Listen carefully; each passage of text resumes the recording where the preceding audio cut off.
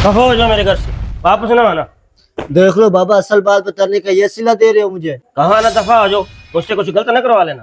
क्या हुआ है अंकल, क्यों इनके साथ ये सलूक कर रहे हैं आप? पसंद की शादी करना चाहता है, बड़ा देखा है आशिक। तो मान लेना उनकी बात, इसमें हर्ज क्या है? अब हमारी औलाद हमें बताएगी कि हमने क्या करना है। देखो जहाँ तक मेरा ख्याल है, आपने भी तो आंटी से शादी पसंद की थी, तो फिर इसे क्यों नहीं करने दे रहे?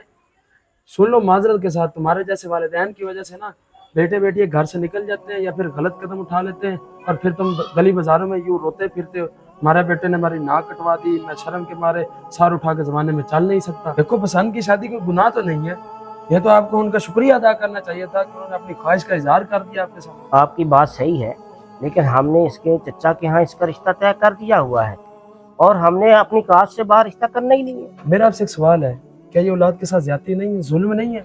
आप लोग क्या समझते हैं सिर्फ वालिदैन के हुकूक है, औलाद के कोई हुकूक नहीं है? सिर्फ औलाद का हिसाब होगा, वालिदैन का कोई हिसाब नहीं है? मेरे भाई शरीयत इस बात की पाबंद करती है कि औलाद से पूछो उसका ज़हन मुतमईन भी है कि नहीं।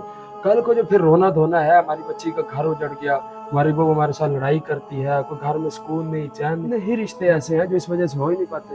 या तो बच्ची का दिल नहीं होता या बच्चे का दिल नहीं होता, लेकिन वालिदैन उसके कहीं और करने की जिद पर अड़े होते हैं और इस वजह से रिश्ता नहीं हो पाता, और सालों साल बेटियां बैठी रहती हैं, बूढ़ी हो जाती हैं, उनके रिश्ते नहीं होते। खुदारा इस बात को सोचिए।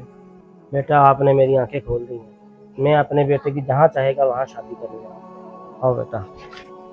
इस वीडियो को सदका जारिया समझकर शेयर ज़रूर करें, हो सकता है आपके एक शेयर की वजह से किसी की इस्लाह हो जाए। बहुत शुक्रिया।